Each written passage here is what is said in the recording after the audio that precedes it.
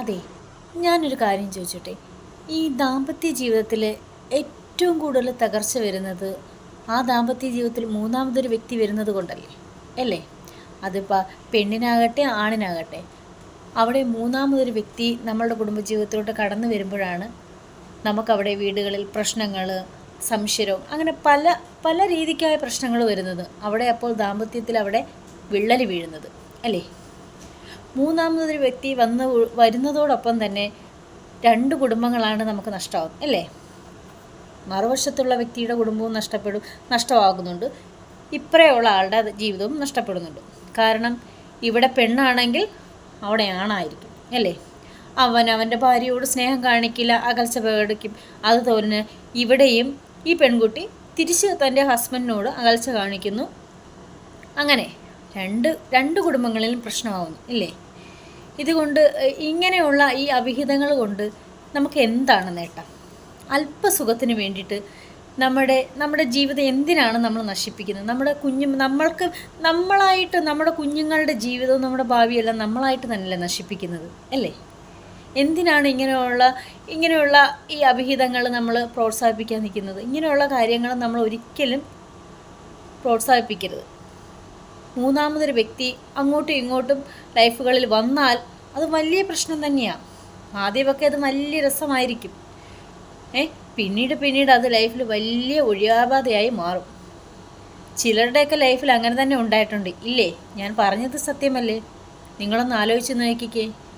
എന്നാൽ കുടുംബവും വേണം, കാമുകിയും വേണം എന്നുള്ള ചിന്തയുമായി നടക്കുന്ന പലരുമുണ്ട് ഇല്ലേ?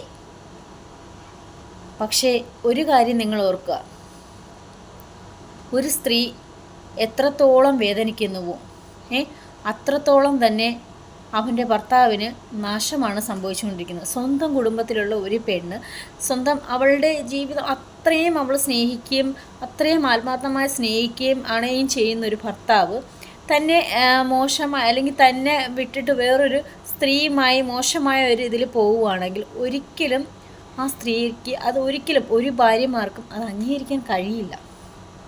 തിരിച്ച് മറുവശത്ത് നിങ്ങൾക്കത് അംഗീകരിക്കാൻ കഴിയുമോ? പുരുഷന്മാരുടെ കാര്യം ചോദിച്ചാൽ നിങ്ങൾക്കത് അംഗീകരിക്കാൻ ഒരിക്കലും കഴിയില്ല അല്ലേ?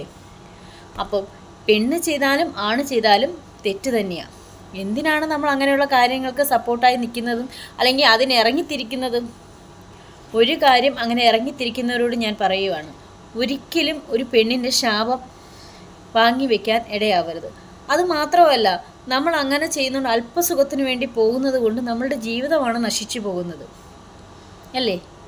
മുന്നോട്ട് നമ്മുടെ സന്തോഷം, നമ്മുടെ മക്കളുടെ സന്തോഷം, ഇതൊക്കെ കാണാൻ നമ്മളെന്നും നമുക്ക് ദൈവം തന്ന നമുക്കായി കൂട്ടായിട്ടുണ്ടായിരുന്ന ഭാര്യയാവട്ടെ ഭർത്താവട്ടെ അവരുടെ ഒപ്പം അവസാനം വരെ ജീവിക്കണമെന്ന് ആഗ്രഹിക്കുക. നമ്മൾ ഈ നമ്മൾ എന്തിനാണ് പുറത്തു പോകുന്നത്? പല സന്തോഷങ്ങൾ നമ്മൾക്ക് കിട്ടാത്ത സന്തോഷങ്ങൾ തേടിയാണ് പോകുന്നത്. ആ സന്തോഷം നമ്മൾ അവരിൽ തന്നെ കണ്ടെത്താൻ ശ്രമിക്കുക.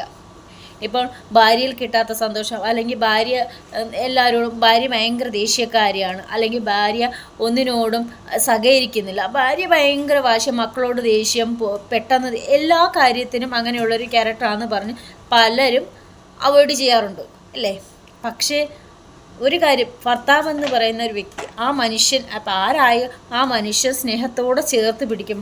എന്ത് തന്നെ ഭാര്യയും ഭർത്താവിനും ഇടയിൽ എന്ത് പ്രശ്നങ്ങളുണ്ടായാലും ഭർത്താവ് സ്നേഹത്തോടെ വന്ന് ഒന്ന് ചേർത്ത് പിടിച്ചാൽ പോട്ടടി എന്ന് പറഞ്ഞാൽ തീരാവുന്ന പ്രശ്നമേ ഉള്ളൂ കുടുംബജീവിതത്തിൽ അല്ലേ? അങ്ങനെയല്ലേ? ഒന്ന് ആലോചിച്ച് നോക്കിക്കോ കേട്ടോ. ഞാൻ പറഞ്ഞത് ശരിയാണോ? ഞാൻ പറഞ്ഞതിൽ ചില തെറ്റുകളൊക്കെ കാണും. ഞാൻ ആദ്യമായാണ്, എനിക്ക് എൻ്റെ മനസ്സിൽ തോന്നിയ കാര്യങ്ങളാണ് ഞാൻ നിങ്ങളോട് ഷെയർ ചെയ്തത്. നിങ്ങൾക്കൊന്ന് ആലോചിച്ച് നോക്കിക്കോ.